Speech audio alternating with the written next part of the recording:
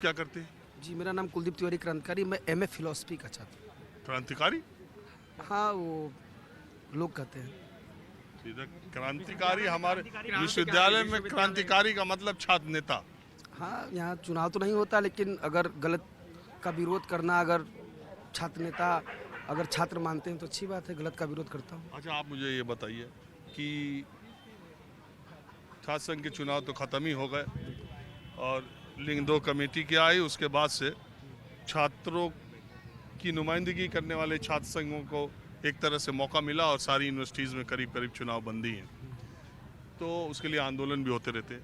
लेकिन क्या छात्र संघ के चुनाव न होने से पढ़ाई लिखाई का माहौल ज़्यादा अच्छा रहता है? ये छात्र संघ चुनाव न होने से पढ़ाई लिखाई का माहौल कब खराब होता है और कब यूनिवर्सिटियों में माहौल अच्छे रहते हैं, कब खराब रहते हैं, ये तो जहाँ भी परिवार रहता है। अगर गांव में भी अगर 100 लोग रहते हैं, 1000 लोग रहते हैं, तो वहाँ भी अच्छे बुरे लोग होते हैं। तो अगर एक बड़ी यूनिवर्सिटी में, जहाँ मैं काशी हिंदू विश्वविद्यालय की बात कर रहा हूँ, जहाँ बहुत हज़ारों की तादाद में यहाँ छात्र अंदर भी रहते हैं, बाहर भी रहते हैं पढ़ने वाले छात्र, तो ये आम बात होती है मारपीट या ये, तो इससे सरकार थोड़ी कहेगी छात्र संघ चुनाव बंद कर दिया जाए। छात्र संघ चुनाव क्यों आखिर हम लोग मेन मुद्दे पे आते हैं, छात्र संघ छोड़िए, छात्रों के मुद्दों को लेकर मेरी ज़्यादातर दिलचस्पी ये जानने को रहती है कि अब जो छात्र मतलब जो 1990 के बाद पैदा हुए हैं, ये जो 28-30 साल के 24-25 से लेकर 28-30 के बीच में है, वो छात्र क्या अब सरकारी नौकरियों के विकल्प को छोड़ के दूसरी तरफ भी जाने को सोच रहे हैं, या अभी वो उसी लकीर पर लगे हुए हैं और ये जो पर्चा लीक और ये सारी चीज़ें आ रहे हैं उससे दो चार होते हुए अवसाद की तरफ बढ़ रहे हैं?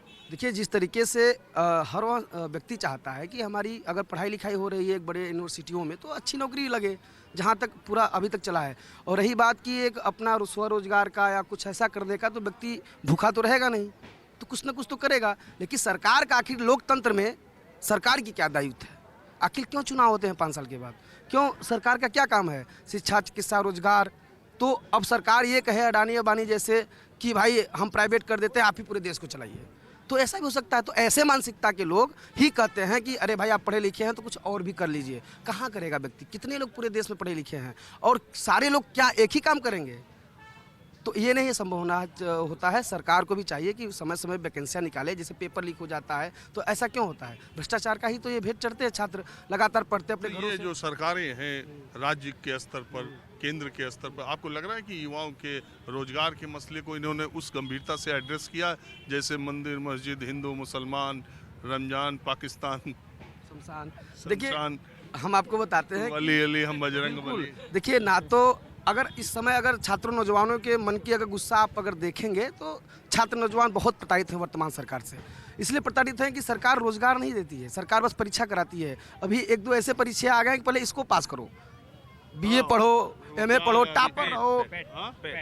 वो आपको पता है कौन सा परीक्षा है? और जिसके लिए बहुत 32 लाख लड़के अब सोचिए कि ये छात्र लगातार कैसे ट्रेनों पे जाते थे, कैसे संघर्ष करके जाते थे। वो एक ही साल के लिए है, फिर उसके बाद उसकी मान्यता खत्म है। अगर आपको कौन सी ऐसी योजना की जरूरत पड़ गई कि आप पहले परीक्षा कराइए फिर वो परीक्षा पास करेगा, अयोग्य आप समझते हैं क्या यहाँ के छात्रों को? और अगर आप ये योजना कहते हैं भीड़ की छटनी कर रहे हैं। नहीं, भीड़ की छट्टी करें तो 5 सालों में करें। आपके सरकार एक बार करा दे, फिर 5 सालों के बाद कोई और सरकार कराएगा। ये कौन सा नियम है? अभी आप आर्मी के नौजवानों के साथ छल किए हैं। हाँ, बताइए कि जो सरकारें, जो पूर्ववर्ती सरकारें हैं, जो एक देश का जवान अगर जाता होगा तो वो अपना भविष्य लेके जाता है। एक छात्र होने के नाते हमारे ऊपर भी बहुत सारी जिम्मेदारियां रहती हैं, और एक सरकार जो भी स्टेट जो बनता है, सरकार बनती है, सरकार के पास भी एक बहुत बड़ी वेलफेयर स्टेट की अब काम। मैं सीधे ये पूछूं आपसे, सीधे सीधे बोल रहा हूँ, ये मोदी और योगी सरकार नौजवानों को इतने वायदे की, नौजवानों को क्या लगता है? देखिए, स्टेट जो होती है वो वेलफेयर के दृष्टिकोण से काम करती है। छात्रों को क्या चाहिए? छात्रों को चाहिए कि उसको नौकरी मिल जाए, उसको स्वास्थ्य की सुविधाएं मिल जाए, और जो उसको जो महंगाई है, क्योंकि छात्रों के ऊपर अभी कभी महंगाई की बात आती है तो लोग सीधे किचन में जाते हैं, लेकिन महंगाई छात्रों के भी पैकेट पे पड़ती है। तो इस पर भी चर्चा होनी चाहिए। छात्रों के पैकेट पर इसलिए पड़ती है कि जो आप कोई, एक तो बेरोजगारी इतनी बड़ी हुई है, फॉर्म्स आ रहे हैं, फॉर्म्स इतने महंगे आ रहे हैं, 1500 रुपये के फॉर्म आ रहे हैं, उनको छात्र भर रहा है। उसके बाद से सेंटर्स आप इतने दूर दूर भेज रहे हैं, उसको भी झेलता है छात्र। खाने पीने की समस्या है, हर एक समस्याओं करने के बाद पता चलता है पेपर लीक हो जा रहे हैं। उसके बाद छात्र कहाँ जाएगा? वो किसकी जिम्मेदारी? स्टेट की जिम्मेदारी होती है। स्टेट इसके लिए कुछ किया आज तक? हमने अपनी समस्या आपको बताई, लेकिन आपने भी आवाज़ उठा दी। स्टेट क्या कर रहा है? स्टेट को चाहिए कि वो इन सब समस्याओं का कुछ समाधान करे, लेकिन इसके लिए कोई पुख्ता व्यवस्था नहीं है। काम किस पे हो रहा है? रोड पे हो रहा है। देश में विकास के दृष्टिकोण से देखा जाए तो केवल रोड से किसको फायदा मिलेगा? हमारे पास तो फॉर्च्यूनर नहीं है कि मैं उस रोड पे जाऊंगा, ना किसान के पास है। हमको नौकरी चाहिए, हमको रोड नहीं चाहिए। हमको जैसा तैसा रोड मिल जाएगा, काम चल जाएगा। अब व्यवसायियों को फायदा पहुंचाने के लिए आप जो है काम कर रहे हैं, तो ठीक है, व्यवसायी को नहीं, व्यवसायी देश की रीढ़ होती है, लेकिन उसके साथ साथ भी जो छात्र जो होते हैं उनको भी तो आप ध्यान में रखना होगा आपको। हैं? उनके लिए क्या किया आपने? किसानों के लिए क्या? हमारा देश किसान प्रधान देश है, उनके लिए आपने क्या कर दिया?